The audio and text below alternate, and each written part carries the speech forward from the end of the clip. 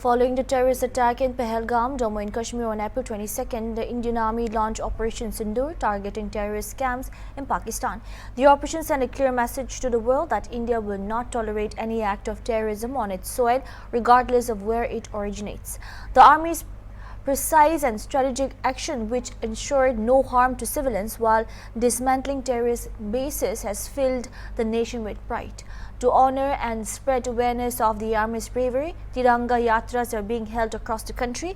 As part of this initiative, Uttar Pradesh Chief Minister Yogi Adityanath flagged off the Bharatiya Shaurya Tiranga Yatra from his office residence at Panch Kalidas in Lucknow. Accompanied by the Deputy Chief Minister and other ministers, the Yatra passed through various parts of the city, invoking a deep sense of patriotism and respect for the armed forces. In an exclusive interview with Hornbill TV, PJP MLC Dr.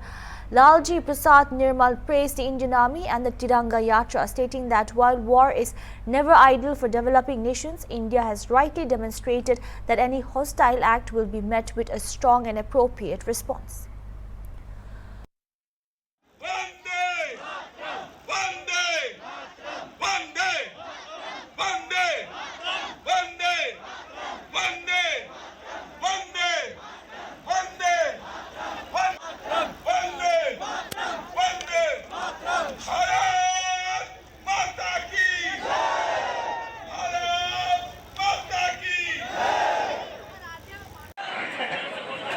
मित्रों, हम सबके बीच में उत्तर प्रदेश के यशस्वी मुख्यमंत्री आदरणीय योगी आदित्यनाथ जी, हमारे उप मुख्यमंत्री आदरणीय ब्रजेश पाठक जी। ऑपरेशन सिंदूर की सफलता के बाद आज पूरा देश भारतीय सेना के शौर्य की गाथा गा रहा है, उनको सम्मान कर रहा, उनको सैल्यूट कर रहा। आज मुख्यमंत्री योगी आदित्यनाथ जी ने भी भारत शौर्य तिरंगा यात्रा निकाली। हम बात करेंगे भाजपा एमएलसी डॉक्टर लालजी प्रसाद निर्मल जी से। सर, जिस तरह से पहलगाम में जो आतंकी घटना हुई थी, उसके बाद भारतीय सेना ने जवाब दिया है। दहशतगर्दों के जो ठिकाने थे, पाकिस्तान में घुसकर उनके ठिकानों को नष्ट कर दिया। आज उनको जो है उसको लेकर एक शौर्य तिरंगा यात्रा निकाली गई है। मुख्यमंत्री योगी आदित्यनाथ ने भी निकाली और काफ़ी संख्या में लोग भारतीय सेना को सलाम कर रहे हैं। क्या कहना चाहेंगे? देखिए, पहलगाम की जो घटना हुई वह देश के लिए चिंताजनक विषय था और आतंकवादियों ने जिस तरह से धर्म की पहचान करके हत्याएं की, उससे पूरा देश बहुत ही चिंतित था और ये अपेक्षा कर रहा था कि आतंकवाद को पनाह देने वाले पाकिस्तान के खिलाफ कार्रवाई होनी चाहिए। और बड़ा सुखद लगा जब हमारी सेनाओं ने प्रधानमंत्री नरेंद्र मोदी जी के कुशल नेतृत्व में जब सेना ने उसका जवाब दिया और अंदर जा कर के उन्होंने वहाँ के जो आतंकी अड्डे हैं उन्हें ध्वस्त किया। इससे लोगों को सुकून मिला और पाकिस्तान को भी एक कड़ा जवाब मिला है। और यह भी सुखद है कि इस प्रकरण का पटाक्षेप हुआ, क्योंकि हमारा देश भी और वर्तमान जो वैश्विक परिस्थितियां हैं उसमें युद्ध प्रासंगिक नहीं है।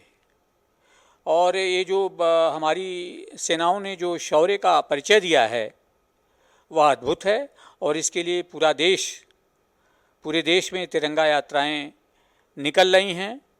कल दिल्ली में तिरंगा यात्रा निकली थी।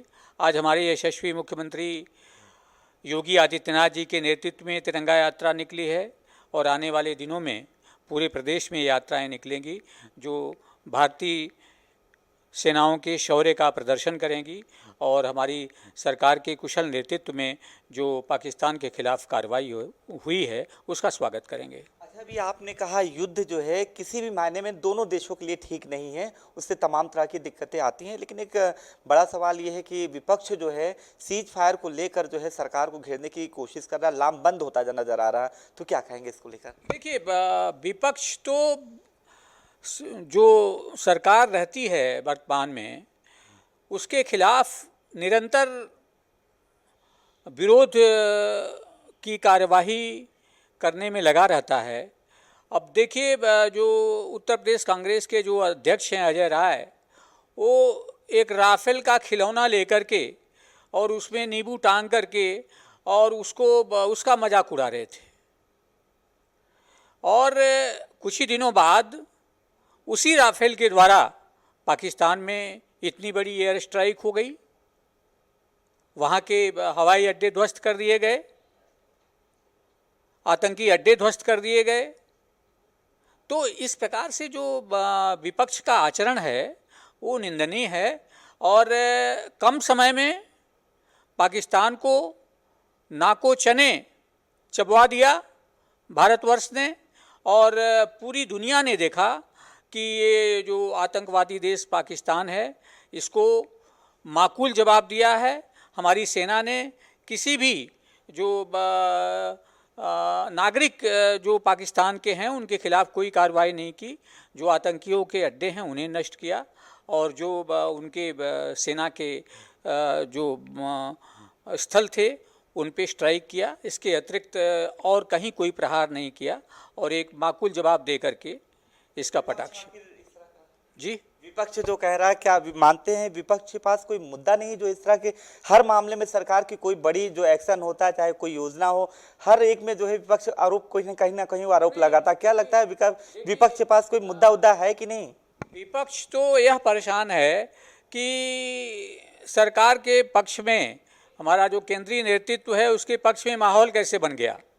वो तो हर समय यही चाहते हैं। अभी तक जब पहलगाम का मुद्दा हुआ था तो कह रहे थे कब बदला लिया जाएगा, कब बदला लिया जाएगा, और जब उसका हमारी सेनाओं ने माकूल जवाब दे दिया तो उनको लगता है कि ये ठीक नहीं हुआ और बड़ा युद्ध होना चाहिए था। तो ये तो इस प्रकार की बातें निरंतर करते रहते हैं। देखिए, हमारा जो लक्ष्य है, हमारे प्रधानमंत्री जी का लक्ष्य है कि हम 2047 तक इस देश को विकसित भारत बना दें। अभी तक यह देश विकासशील देश है, और विकसित देश बन जाएगा तो यह देश भी दुनिया के जो अग्रणी देश हैं उनकी लाइन में होगा, और चहुओर विकास होगा। और युद्ध किसी भी दशा में प्रासंगिक नहीं है विकासशील देशों के लिए खासकर। और पाकिस्तान की तो यह स्थिति है कि अगर वह युद्ध में जाता है तो पाकिस्तान इस दुनिया के नक्शे से मिट जाएगा, जो उसकी जो वर्तमान स्थिति है। और मुझे तो यह भी लगता है जो राजनैतिक परिस्थितियां हैं देश की, और पूरी दुनिया का जो राजनैतिक परिदृश्य दिख रहा है, कि अगर पाकिस्तान ने आतंकवाद का अड्डा अपने यहाँ से समाप्त नहीं किया तो फिर पाकिस्तान दुनिया के नक्शे से मिट जाएगा। ठीक है, आप डॉक्टर लालजी प्रसाद निर्मल हैं, भाजपा एमएलसी हैं, जिन्होंने साफ कहा है कि युद्ध जो है किसी भी मायने में दोनों देशों के लिए ठीक नहीं है। रही बात पहलगाम की घटना के बाद जो कार्रवाई भारतीय सेना ने की है, वो पूरी दुनिया ने देखा कि भारत किस तरह की कार्रवाई कर सकता है, और भविष्य में भी अगर कोई भी छेड़ेगा तो उसको छोड़ा नहीं जाएगा किसी भी कीमत पर। वीडियो जर्नलिस्ट विजय के साथ अनूप चौधरी, हॉर्नबिल टीवी, लखनऊ।